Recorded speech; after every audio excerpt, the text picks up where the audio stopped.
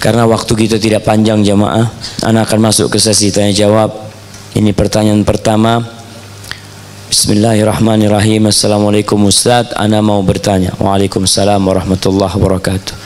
Bagaimana agar cinta bersama istri selalu bersemi hingga jannahnya? Masya Allah. Naam jamaah, penghuni surga itu ketika mereka sudah duduk di surga, sudah masuk surga, mereka saling ngobrol. Allah mengatakan wa aqbala ba'duhum ala ba'din yatasaalun. Mereka saling bertanya, "Kena antum kok bisa masuk surga? Gimana sih ceritanya?"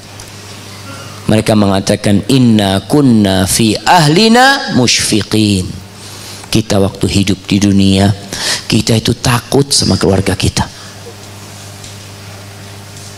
Takut mereka menyimpang dari jalan Allah. Takut mereka tidak melaksanakan perintah Allah.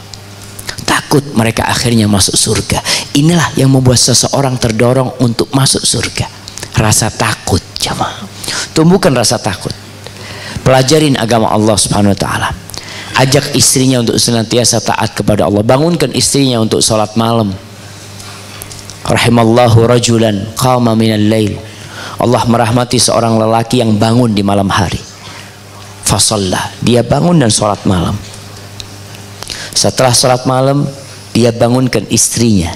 Dek, bangun, Dek. Bangun. Kalau istrinya tidak mau bangun, dia ambilkan air, dia percikkan air di wajahnya. Kemudian istrinya sholat. Begitu pula Allah merahmatin seorang wanita. Rahimallahu imra'atan qamat minal lail fasallat. Perempuan ini bangun malam, kemudian dia sholat. Setelah sholat dia bangunkan suaminya. Bang, bangun bang. Masih ada waktu buat witir bang. Masih ada waktu untuk buat bermunajat kepada Allah. Kemudian kalau suaminya nggak bangun, diambilkan air, dipercikkan air kepada wajahnya. Kemudian suaminya bangun. Itu dirahmatin sama Allah SWT.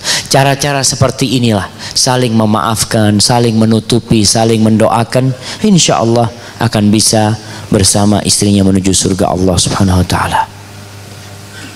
Ustadz, apa kiat-kiat menjadi seorang talibul ilm, penuntut ilmu? Sekarang banyak penuntut ilmu yang akhlaknya tidak sebagus ilmu yang didapat. Nah, ini penyakit. Ini buat yang muda-muda, yang baru nuntut ilmu, maka belajarlah adab sebelum belajar ilmu. Bagaimana? Ya dikaji. Bagaimana adab penuntut ilmu? Senantiasa diingatkan oleh panitia. Yang pertama ikhlas lillahi ta'ala.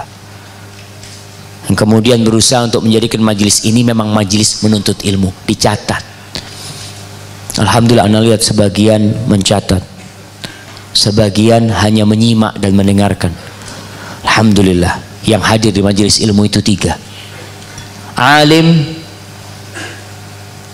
muta'allim, dan mustami'. Ada orang yang alim. Dia datang untuk ya merefresh kayak ilmu dia. Yang kedua memang orang yang mau belajar. Yang ketiga mustami', orang mau mendengarkan. Bedanya muta'alim sama mustami' apa? Muta'alim bawa buku mencatat. Kalau mustami' bawa kuping. Masya Allah. Nah, kasih hadiah. Nah, biasanya mustami' itu awal datang cari tiang. Biasanya kenapa ana mau mustami'? Kalau dilihat kurang enak penyampaian ustadznya, bismikallahumma ahya, bismika ya istirahat dulu supaya nggak mimpi buruk kata dia pas majelis ilmu. Maka benar jamaah, tolong dikaji ilmu ini untuk diamalkan. Ana nasihatin kepada para penuntut ilmu, tebarkan salam, tebarkan senyum kepada masyarakat. Kemudian ketika mengaji atau mengkaji bersama ini, cobalah. Ana mau tanya, antum, nah, iya, kenal sama yang sebelah antum? Nggak kenal? Udah salaman tadi? Udah. Kenapa nggak kenalan? Kenapa? Sudah kenal? Oh, tanya alamat, tapi nggak kenalan. Masya Allah, barakallahu fikum. Mana hadiahnya? Masih ada satu, kasih. Cobalah datang ke majelis ilmu, saling berbagi di sini. Tempatnya mungkin karena anak tadi malam dapat informasi ada yang berantem, bukan berantem lah, urusan semalam sholat isya ya. Ada yang nggak mau keluar, kemudian karena tempatnya sempit ada yang memaksa berdiri di situ sehingga nggak bisa sholat yang lainnya. Maka tolong dijaga akhlaknya, dijaga perilakunya. Dan jamaah, husnul khuluq ini, husnul khuluq, akhlak yang mulia ini akan mengantarkan antum duduk bersama Rasul sallallahu alaihi wasallam.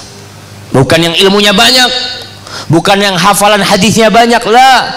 Inna min aqrabikum majlisan yaumal qiyamah. Orang yang paling dekat duduknya sama aku pada hari kiamat, ahasinukum akhlaqan, yang paling baik akhlaknya di antara kalian. Maka bagi penuntut ilmu, pelajarin gimana sih akhlak Rasul sallallahu alaihi wasallam. Yang kecil menghormati yang tua menyayangi yang kecil. Orang yang alim dihormatin dan dihargain. Kemudian menebarkan salam, membantu orang lain. Usahakanlah antum di masjid, umpamanya di masjid kampung, ada sebuah akhlak yang ringan jemaah, yang bisa antum praktekkan langsung pulang dari sini. Di kampung kita itu ada masjid, kalau kita pulang dari masjid, Masya Allah, sandal di masjid itu sudah menghadap kepada kita. Masya Allah, Masya Allah. Jadi sandal itu sudah menghadap kita. Jadi kita kalau turun masjid langsung bisa pakai sandal. Itu akhlak. Antum bisa lakukan itu di masjid. Kenapa tidak? Orang-orang pada masuk masjid, antum mungkin datang agak terlambat, ya belum sholat, antum bisa rapikan itu. Ini akhlak. Di rumah antum akhlak sama orang tua. Jangan teriak-teriak, jangan sok paling pinter. Bahkan menvonis orang lain, oh kayaknya ini penghuni neraka. Yang mana? Yang ini nih. Ini ahlun nar, yang ini. Na'udzubillah min zalik. Orang tuanya di neraka-nerakakan. Bapaknya ngerokok, bapak kalau terus ngerokok nanti sama rokoknya masuk neraka. Na'udzubillah min zalik. Hati-hati jemaah. Anak-anak tolong beradab sama orang tuanya. Masya Allah. Ini pertanyaan dari akhwat nih. Ustadz, saya sudah menikah, sudah beberapa tahun dan mempunyai anak. Anak maupun suami tidak ada tumbuh rasa cinta. Kami sering bertengkar dan kata cerai sering terucap. Mohon nasihatnya Ustaz. Jamaah, kenapa ini terjadi? Karena banyak orang-orang menikah nggak pernah kuliah pernikahan. Untuk betulin mobil aja dia kuliah mekanik. Subhanallah. Untuk menjadi resepsionis itu mereka kuliah komunikasi. Hanya untuk menjadi resepsionis. Ada sekolahnya. Untuk menjadi istri, untuk menjadi suami, itu sayangnya mereka nggak sekolah. Antum mau jadi pekerja di toko, pelayan di toko, itu harus punya ijazah melamar. Tapi menikah nggak ada ijazah yang ditanya kadang-kala. Maka itu penyebabnya, nggak punya ilmu suami istri ini. Padahal Allah mengatakan, wa min ayatihi an khalaqalakum min anfusikum azwaja. Di antara tanda-tanda keesaan Allah, tanda-tanda kebesaran Allah, Allah menjadikan buat kalian pasangan hidup kalian dari diri kalian sendiri. Kenapa? Litaskunu ilaiha, agar kalian merasa tentram, damai, bukan berantem. Merasa tenang, damai. Cinta belum tumbuh, wa ja'ala bainakum mawaddatan wa rahmah. Allah yang menjadikan di antara kalian cinta dan kasih sayang. Para ulama menjelaskan Allah menjadikan itu dengan sebab yang kita lakukan. Bagaimana di rumah menjadi surga buat suaminya. Suami kalau masuk rumah nggak kepingin keluar rumah. Wallahi jamaah, ini wanita bisa menjadikan rumahnya menjadi surga, dan suami juga bisa menjadikan rumahnya menjadi surga. Abu Darda radhiyallahu taala anhu pernah mengatakan kepada istrinya Ummu Darda, Nih, wasiat ringan supaya nggak berantem. Masalah di rumah tangga ada. Di rumah Rasul Sallallahu Alaihi Wasallam saja piringnya pernah pecah. Pernah pecah piring di sana. Masalah itu ada. Tapi bagaimana menyikapin permasalahan tersebut? Abu Darda mengatakan kepada istrinya, "Idza ghadibtu faraddini." Wahai istriku, kalau aku sedang marah, tolong engkau bikin aku adem, bikin aku senang, bikin aku ridha. Kalau aku sedang marah, tidak berbicara penyebab amarahnya itu dia atau istrinya. Pokoknya kalau aku lagi marah, tolong diamkan aku, bikin aku senang. Kebanyakan wanita ketika suaminya marah, wanita ini bela diri, mengatakan, "Ustaz, ana nggak salah, ana dibentak-bentak, disalah-salahkan." Nah, ingin nggak rumah tangga ini jadi indah? Ketika suami marah, langsung perempuan katakan, "Bang, ana minta maaf bang, ana mohon maaf, semoga Allah meridhoin." Minta maaf terus sama suami. Lama kelamaan suami yang marah tahu-tahu reda. Lalu dia yang minta maaf, "Afwan dik, sebenarnya aku yang salah, tapi makasih engkau mau memahami tentang aku." Wa idza ghadibti radaituk. Kalau engkau yang lagi marah, kalau perempuan yang lagi marah, tugas suami mendinginkan istrinya. Kan ketahuan yang awal marah yang mana? Yang awal marah perempuan apa laki? Kalau yang awal marah laki, perempuannya bagaimana? Dia berusaha mendiamkan, mendinginkan suami. Kalau yang marah perempuan, suami inginlah hidup damai dalam rumah. Siapa yang ingin rumahnya seperti neraka, jemaah? Kemudian seorang wanita berusaha untuk mencari tahu apa sih penyebab suaminya marah, karena dia pemimpin di dalam rumah. Insya Allah ketahuan penyebabnya. Kalau ketahuan penyebabnya, insya Allah penyakitnya sembuh. Kalau penyebabnya ada suami yang nggak mau, sering ditanya-tanya sama istrinya, nggak usah tanya. Maka mulai saat ini perempuan nggak ada lagi yang tanya sama suaminya kalau pulang kerja dari mana. Ibu-ibu kalau suami pulang kerja jangan tanya dari mana, tapi ganti pertanyaannya, mau apa. Kira-kira bapak-bapak kalau ditanya mau apa, setuju nggak bapak-bapak? Pertanyaannya diganti. Setuju nggak? Setuju. Setuju nggak setuju antum? Maka diganti pertanyaannya. Berusaha untuk menciptakan, Masya Allah. Yang kayaknya kita mau bahas masalah akhwat aja jemaah. Kesian mereka jemaah. Semoga pertanyaan saya dibaca. Sudah sial, mampu, sudah sial, sudah siap, mampu dan saling cocok saat memutuskan untuk hijrah. Tetapi Allah memisahkan kami, Ustaz, dengan cara yang menyakitkan. Saat Allah sudah menjauhi, berarti bukan yang terbaik kan, Ustaz? Akan tetap sampai sekarang ana belum bisa melupakan, Ustaz, karena kami sudah dekat selama 2 tahun. Bagaimana, Ustaz? Gimana maksudnya? Nah, oh dia ini belum menikah kayaknya. Iya, artinya pernah dekat ya. Kayaknya pacaran dia awalnya. Ketika saling hijrah, mereka kemudian berpisah. Nggak ada masalah. Jamaah, Allah mengatakan, fa'asa an takrahu syai'an wa huwa khairul lakum. Bisa jadi yang kalian benci itu baik buat kalian. Kita ini hidup husnudzon sama Allah, berbaik sangka sama Allah.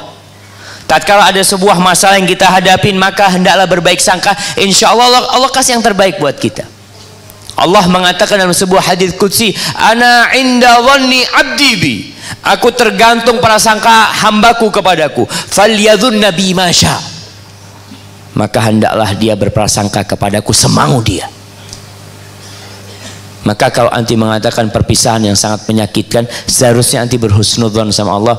Ya Allah, kayaknya engkau akan kasih kepada aku jauh yang lebih baik dari itu. Tapi ada orang yang hidupnya ya senantiasa memandang ke masa lalu, engkau tatap masa depan. Ada seorang laki, subhanallah jamaah, yang dia hendak menikah dengan seorang wanita, tapi ternyata wanita tersebut sudah dilamar oleh lelaki lain. Padahal lelaki ini sudah bertahun-tahun menanti itu wanita. Ketika dia siap, dia datang ke orang tuanya mengatakan, ya Allah, sudah ada yang meminang putri anak. Selesai sudah. Dia pulang. Akhirnya lelaki ini menikah dengan perempuan lain. Subhanallah. Itu perempuan, mantan kekasihnya, menikah dengan lelaki yang lebih baik dari dia. Dan dia mendapatkan wanita yang lebih baik daripada mantan kekasihnya. Hidup ini indah jamaah. Cuma bagaimana kita menyikapinya. Jadi anti jangan terlalu memikirkan dia, maka berusaha untuk memikirkan Allah Jalla Jalaluh, yang semoga Allah memberikan yang terbaik buat anti. Ustadz mohon nasihatnya untuk suami agar lebih bertanggung jawab dunia dan akhirat, berlemah lembut kepada istri. Masya Allah. Buat para suami, ana disuruh ngasih nasihat para suami, jangan pulang duluan. Nasihat buat para suami.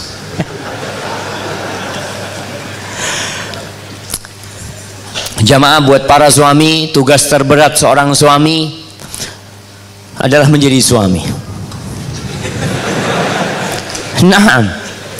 Allah Jalla Jalaluh mengatakan, ya ayyuhalladzina amanu qu anfusakum wa ahlikum nara. Wahai orang-orang yang beriman, jagalah diri kalian dan keluarga kalian dari api neraka. Banyak suami yang menyelamatkan istrinya dari perampok. Banyak suami yang menyelamatkan istrinya dari bencana, dari gempa, dari tsunami, dari banjir, dari kebakaran. Dia selamatkan istrinya, tapi dia tarik istrinya menuju neraka. Na'udzubillah min dzalik. Para ulama mengatakan tentang ayat ini, bagaimana menyelamatkan diri dan istri, anak-anak dari api neraka. Allimuhum wa'addibuhum. Allimuhum wa'addibuhum. Ajarin mereka ilmu. Duduk sama mereka, ajarin mereka adab dan etika. Lalu bagaimana suami akan mengajarin istrinya kalau dia nggak punya ilmu? Apa yang hendak diajarkan? Maka tugas suami belajar dulu. Kemudian berkaitan dengan wanita, Rasulullah Sallallahu Alaihi Wasallam berpesan, Allah fin nisa, hati-hati kalian dengan wanita-wanita itu.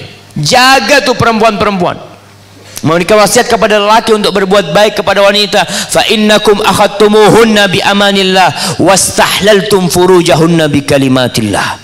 Kalian tuh ngambil tuh perempuan, diambil dari bapaknya, diambil dari ibunya. Ingat, dengan amanah dari Allah. Tuh perempuan hidup di atas cinta dan kasih sayang kedua orang tuanya.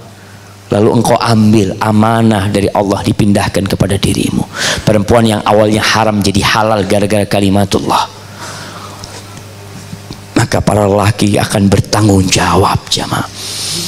Dan perempuan ini bengkok. Bengkok. Bagaimana menghadapinya? Kata Rasul sallallahu alaihi wasallam, fastamti wa fihinnal iwaj.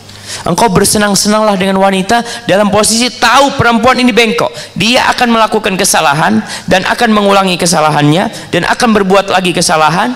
Apa tugas kita? Sabar menghadapinya dan meluruskan dia. Rifqan bil qawarir. Kata Nabi sallallahu alaihi wasallam, kalian berlemah lembutlah dengan gelas-gelas kaca ini. Dia kalau jatuh, pecah, nggak bisa direkatkan lagi sama. Maka tugas para laki untuk memperhatikan istri, bukan hanya urusan harta. Anda masih ingat dengan 2 istri jenderal yang cerita sama anak ketika haji. Dia mengatakan, Ustaz tolong sampaikan kepada suami-suami kami, kalau urusan materi jangan ditanya. Udah berlebih kita dikasih sama suami, tapi juga sampaikan kepada suami, kita ini bukan hanya perlu materi, kita ini perlu perhatian. Perlu perhatian. Wallahi antum pulang kajian ini, kalau yang nggak bawa istrinya, antum mampir ke toko bunga, beli bunga 5.000. Jamaah, kalau nggak salah 2.000 di kampung ana itu satu mawar itu 2.000 harganya. Satu mawar, satu batang tuh. Antum beli 2, 3 atau 4. Tergantung istri antum berapa. Nah, antum berikan kepada istri antum. Belikan sesuatu yang tidak harus mahal. Itu perempuan akan ingat sama antum. Dia akan berpikir, ternyata suamiku di luar masih mengingat diriku. Kadangkala ada lelaki yang suka ditelepon sama istrinya.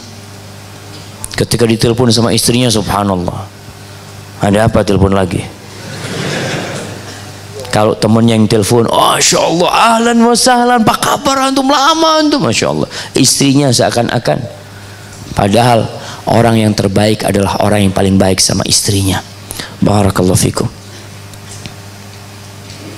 Saat kami di kuliah kedokteran ada praktek pemeriksaan fisik pasien bukan muhrim. Itu hukumnya bagaimana Ustaz? Hindari laki sama laki, perempuan sama perempuan, kecuali dalam kondisi terpaksa. Laki-laki, perempuan-perempuan jamaah. Wallahi bahaya jamaah. Bahaya. Makanya kebanyakan dokter kandungan itu laki-laki. Harus ganti profesi. Dia akan melihat auratnya perempuan. Dia suruhlah bidan yang meriksa atau siapa. Dia mungkin dalam kondisi terpaksa baru dia turun tangan. Karena jelas-jelas menakutkan. Kadang-kala perempuan ini jadi dokter kulit dan kelamin. Dokter kulit dan kelamin. Gimana perempuan meriksa kelaminnya orang laki yang sedang sakit? Suaminya ridho. Aduh jamaah, anda nggak kebayang jamaah. Maka kita perlu perbaikin. Perlu banyak yang perlu diperbaikin jamaah. Tapi insya Allah kita optimis. Negeri kita akan semakin baik insya Allah.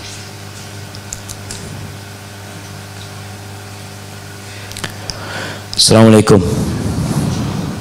Waalaikumsalam. Ini pertanyaan bukan dari akhwat. Anak akhwat. Oh, anak akhwat. Alhamdulillah, anak usaha parfum. Bagaimana hukumnya jika parfum yang dibeli dari anak digunakan dengan si pembeli akhwat untuk mewangikan dirinya untuk keluar rumah? Apakah saya ikut dapat dosa? Insya Allah enggak, asalkan sini. Parfum ini halal. Hanya penggunaannya yang dibatasin. Parfumnya halal, boleh dipakai parfum itu buat perempuan, antara perempuan boleh, perempuan buat suaminya boleh. Hanya ketika dipakai keluar, Rasulullah SAW mengatakan ayyuma imra'atin ista'tarat. Ana izin minum dulu ya, maaf.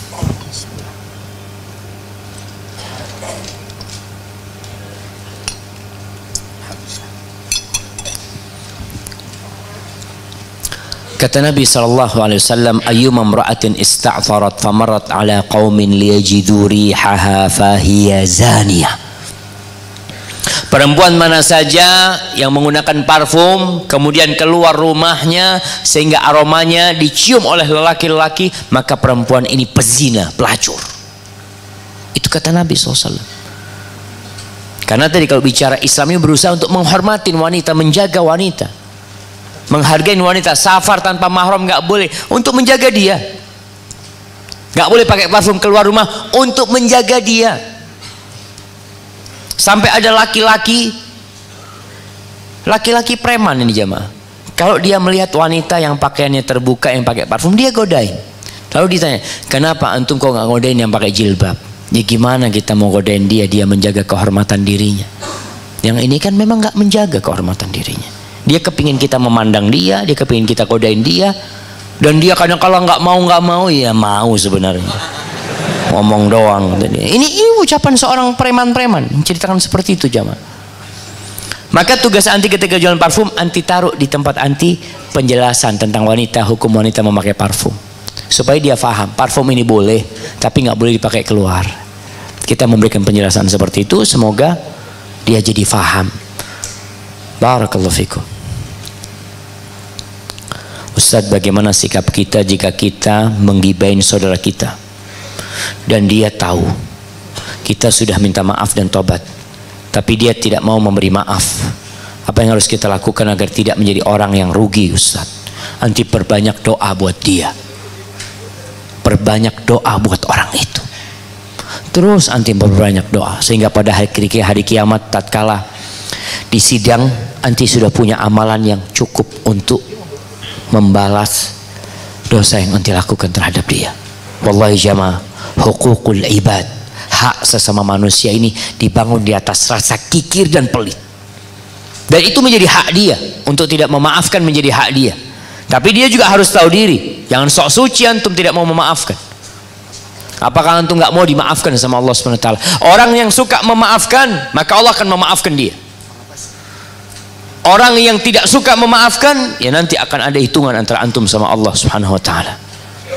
Maka Rasul sallallahu alaihi wasallam menganjurkan kepada kita untuk saling memaafkan. Beliau mengatakan, "Wa ma zadallahu 'abdan bi'afwin illa 'izza." Tidaklah seorang ditambah dengan rasa maafnya itu, dengan biasa memberikan maaf, kecuali kedudukannya semakin tinggi.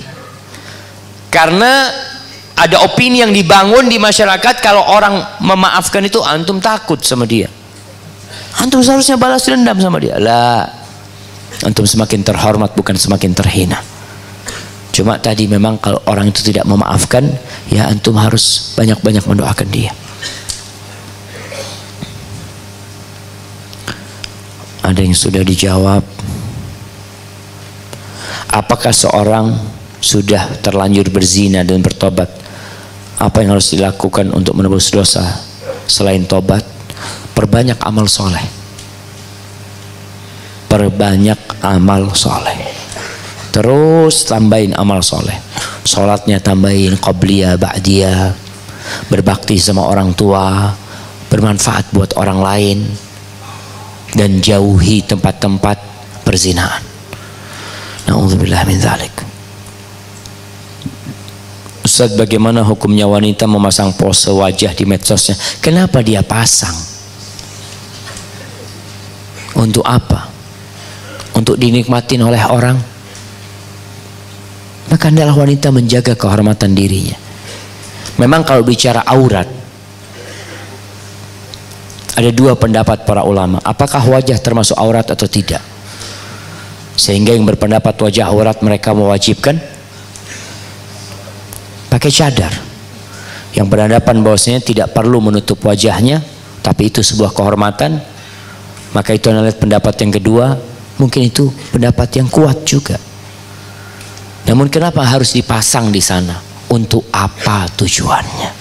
Coba engkau tanyakan kepada hatimu, kenapa engkau melakukan itu? Karena Allah akan menghisap kita jamaah atas semua yang kita lakukan.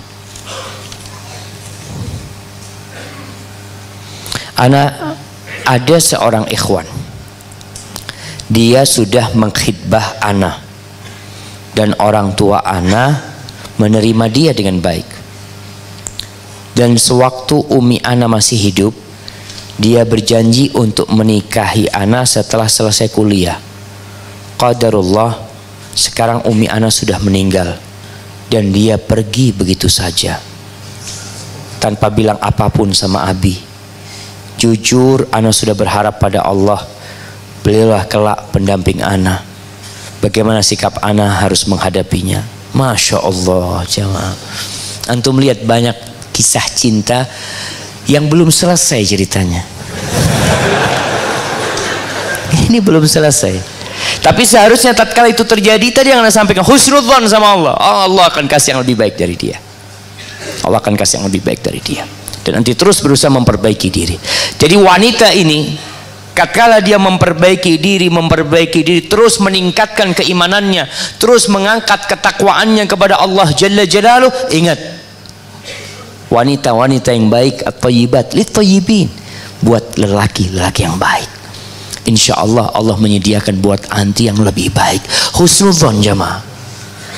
Kita itu melihat bagaimana Rasul sallallahu alaihi wasallam, Nabi alaihi salatu wasallam diusir dari kota Mekah, diusir jauh menuju ke Madinah, 435 km harus meninggalkan kota yang dicintai oleh Nabi SAW. Bahkan kecintaan Nabi kepada Mekah nggak bisa dibayangin. Rasulullah SAW ketika keluar dari Mekah, beliau pandang tuh kota Mekah, mengatakan, wallah, demi Allah aku tahu, innaki la ahabbu biladillah ilallah, engkau adalah bumi Allah yang paling dicintai Allah, dan engkau adalah bumi Allah yang paling aku cintai. Andai kata bukan karena kaummu yang mengusirku, aku nggak akan keluar dari kota Mekah ini. Tapi beliau keluar dalam kondisi dikejar-kejar, bahkan mau dibunuh oleh penduduk Makkah. Tapi 7 tahun kemudian atau 8 tahun kemudian, Rasulullah SAW balik ke kota Makkah, menaklukkan kota Makkah. Maka bicara cinta, antum minta sama Allah supaya cinta antum dipindahkan kepada yang lainnya. Karena ada lelaki-laki kadang-kala jamaah yang menikah dengan wanita, kemudian ternyata wanita itu sebelum dinikahin sudah dipinang oleh laki-laki lain dan menikah dengan laki-laki tersebut. Apa kata laki-laki ini? Kutunggu jandamu. Usah cari yang lainnya, banyak perempuan.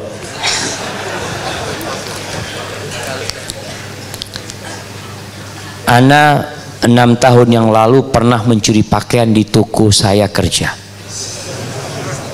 sebanyak lebih dari 500 ribuan, dan yang punya toko tersebut Kristen. Saya sekarang sadar perbuatan saya, tapi saya ingin jujur, takut saya dipenjara. Apakah bisa saya membayarnya lewat menginfakkan uang ke masjid dengan sebut nama orang tersebut? Saya juga sudah lama tak bekerja di sana semenjak ketahuan mencuri barang dia 6 tahun yang lalu. Nanti harus kembalikan kepada orangnya dengan cara apapun. Barang itu harus dikembalikan kepada dia, lewat teman, lewat apa, duit mau sampaikan kepada dia, tulis surat sampaikan kepada dia, pokoknya barang itu harus kembali kepada dia. Tapi kalau kembali ke masjid tidak bisa, karena orangnya ada. Mengembalikan atau menjadikan uang itu sodakoh kalau pemiliknya nggak ketahuan.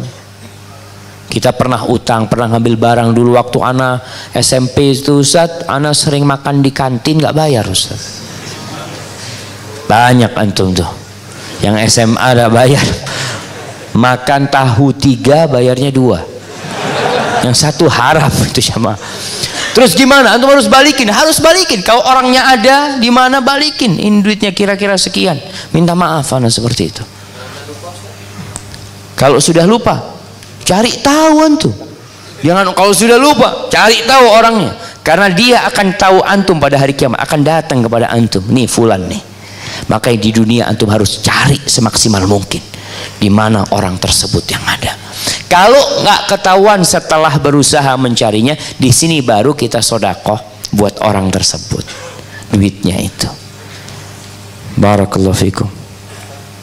Ustadz, apa hukumnya suami yang sering berbuat kasar sama istri? Ana yakin anti udah tahu hukumnya. Nggak boleh lah jamaah berbuat kasar sama istri. Nabi SAW menyuruh rifqan bil qawarir, lalu lelaki berbuat kasar. Jamaah, Allah berfirman, wailul lil mutaffifin alladzina idza kalu 'alan nasi yastawfun wa idza kaluhum aw wazanuhum yukhsirun ala yadhunnu ulaika annahum mab'utsun liyaumin 'adzim. Ini Allah berbicara tentang al-mutaffifin, orang-orang yang curang dalam kehidupan ini.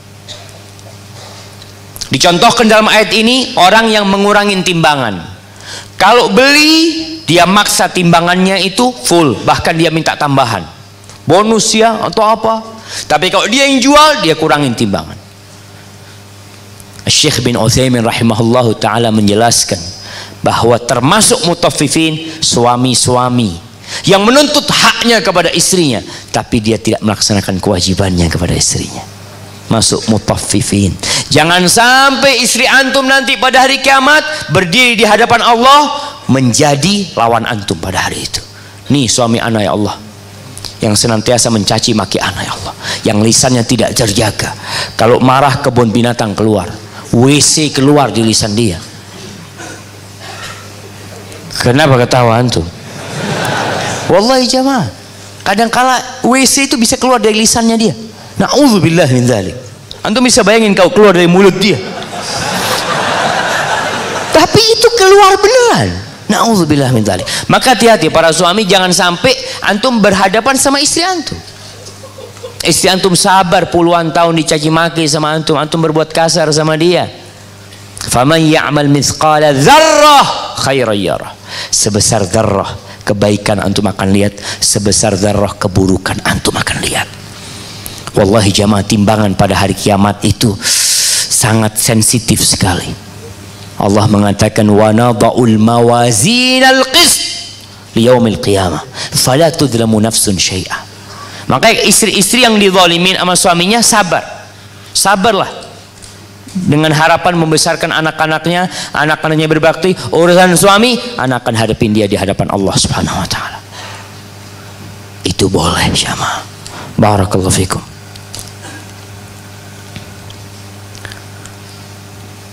Jika ada seorang ikhwan yang berniat untuk menikahi tetapi masih dalam proses meminta izin dulu ke orang tuanya, apa yang harus dilakukan si akhwat?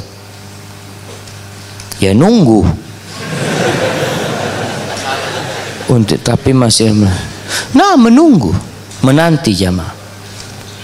Jadi si akhwat dan berusaha jamaah, tolong ada istilah ta'aruf. Ta'aruf itu saling mengenal maksudnya. Jadi memang ketika kita mau nikah ya paling nggak kita kenal gimana orangnya. Dan setelah mengenal selesai, sudah cukup. Antum udah tahu dia namanya Fulana binti Fulan. Orangnya seperti ini, tinggal di tempat ini, kerjaannya ini, sebenarnya udah tahu, selesai. Sudah antum mau menikah sama dia. Apa tidak? Kadangkala proses ta'aruf ini 2 tahun. Bukan ta'aruf 2 tahun. Pacaran itu. Ta'aruf itu cukup, bahkan nggak perlu antum berangkat. Antum kirim orang, Fulan, anda punya kakak, tolong selidikin Fulana kak. Ana kepingin tahu. Itu ta'aruf. Dan mungkin si Fulana juga kirim kakaknya, tolong kak, aku kepingin tahu Fulan yang melamar aku. Cari tahu.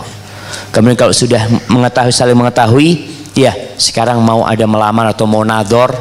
Nador itu jamaah nggak harus antum datang ke rumah orang tuanya. Bisa jadi nadornya itu di pinggir jalan. Antum lihat perempuan itu lewat, oh ini, iya insya Allah ini yang perempuan yang engkau bicarakan itu. Dia lihat, boleh nador di sini karena ada tujuannya, yaitu hendak menikahin. Dilihat, oh ya kayaknya cocok, bismillah. Sudah datang ke orang tuanya untuk melamar ketika itu. Jadi kalau posisinya seperti ini, dia nanti minta izin, ya tunggu dulu. Ini kan masih niat khidbah, belum berkhidbah. Kalau ternyata ada lelaki lain yang masuk, nggak ada masalah karena dia belum berkhidbah. Barakallahu fikum. Assalamualaikum Ustaz. Waalaikumsalam. Ana seorang akhwat. Sebenarnya ana sudah siap menikah, namun orang tua ana belum mengizinkan ana menikah, dan beliau juga tidak mengizinkan ana menikah dengan ikhwan yang sudah ngaji karena kedua orang tua ana belum ngaji. Mohon solusinya Ustaz. Allahu Akbar jamaah. Maka tugas seorang akhwat nih yang mendapatkan orang tua seperti itu, bersabar yang pertama. Yang kedua, bagaimana mengambil hati kedua orang tuanya. Karena mereka berpandangan orang-orang yang ngaji sunnah ini adalah orang-orang sesat. Betul jamaah. Ana waktu pulang dari pesantren pakai jenggot, ana disidang sama orang tua ana, sama abah sama ibu ana, sama paman ana juga datang.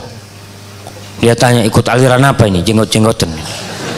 Allah, ana ngomong ini sunnah Nabi Muhammad SAW, kata dia. Enggak, kata dia.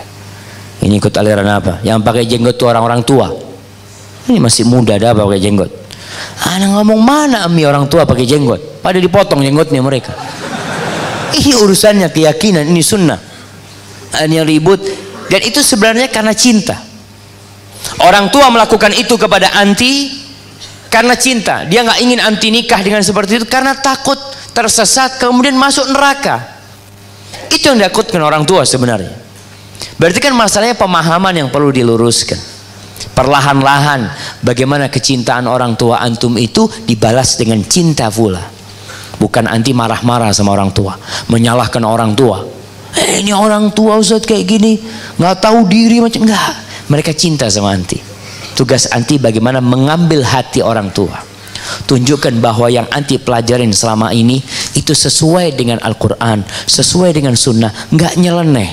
Dan sampaikan ayah, kalau memang yang aku pelajarin itu nyeleneh, tolong diluruskan ayah, tolong dikasih tahu ayah. Maka menghadapi orang tua itu tunjukkan bahwasanya engkau itu menghormatin orang tua, bukan sok paling pinter sendiri. Enggak, orang tua antum yang lebih tahu.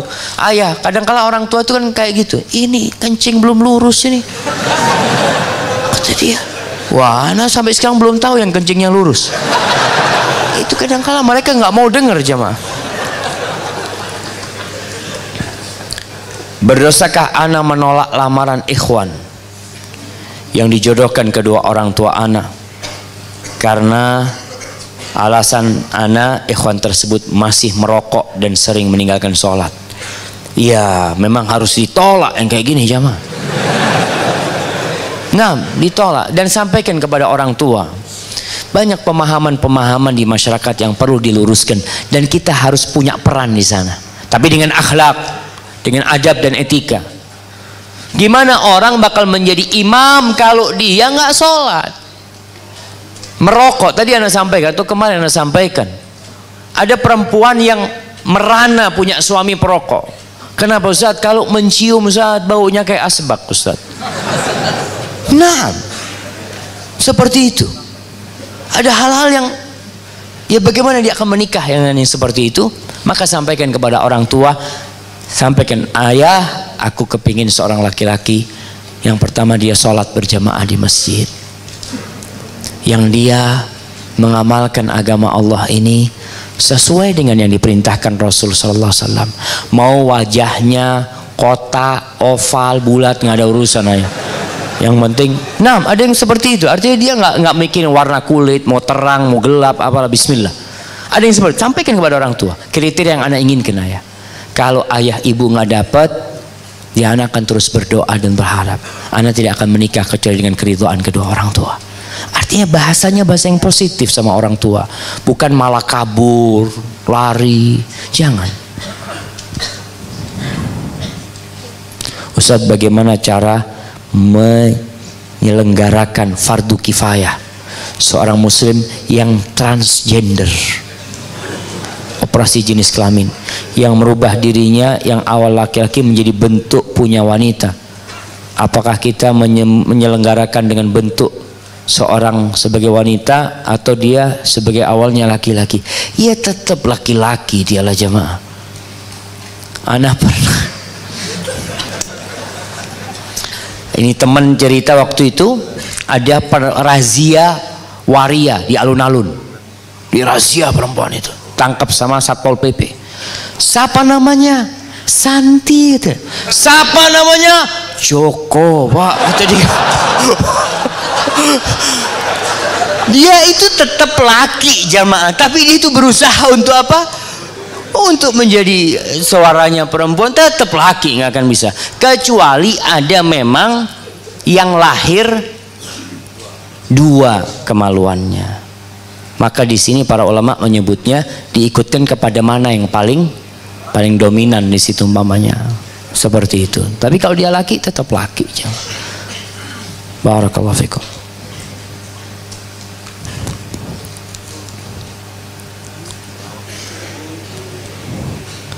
Ustaz, bagaimana cara menolak laki-laki yang kurang baik agar tidak sakit hati? Katakan, mudah-mudahan engkau mendapatkan yang lebih baik dari aku. Selesai.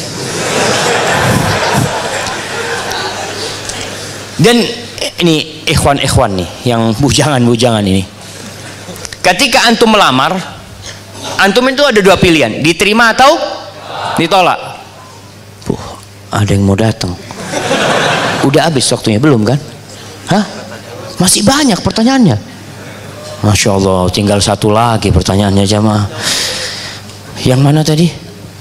Nah, laki-laki itu ketika melamar jawabannya diterima atau ditolak. Tapi orang tua itu kadangkala tidak ngomong ditolak.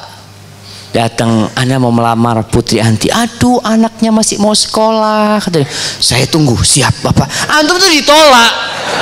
Jangan malu-maluin, antum mau nunggu. Kalau diterima akan disampaikan, siap enggak menanti sampai selesai. Itu berarti antum diterima. Tapi kata masih sekolah, masih kecil, ini itu, berarti antum ditolak. Dan ketika antum ditolak, Bapak ini jangan menolak orang soleh, kata dia. Akan terjadi fitnah. Malu-maluin antum jamaah. Nah, artinya antum ketika ditolak, antum berlapang dada. Antum berlapang dada, tadi husnudzon. Makasih Pak, saya doakan semoga anak Bapak dapat yang lebih baik dari saya. Dan doakan saya Pak ya, bisa dapat yang lebih baik dari anak Bapak juga. Masya Allah. Artinya kita saling mendoakan. Innamal mu'minuna ikhwah. Jamaah, itu jadi pertanyaan terakhir jamaah. Satu lagi.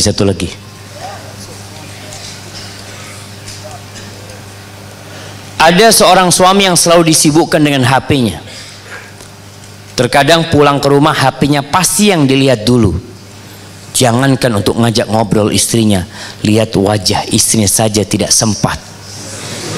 Padahal istrinya sudah berdandan untuk suaminya.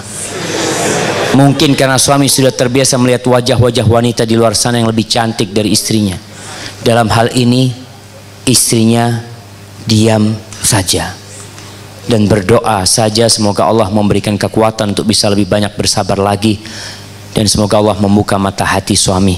Mohon nasihatnya Ustaz untuk suami yang seperti ini.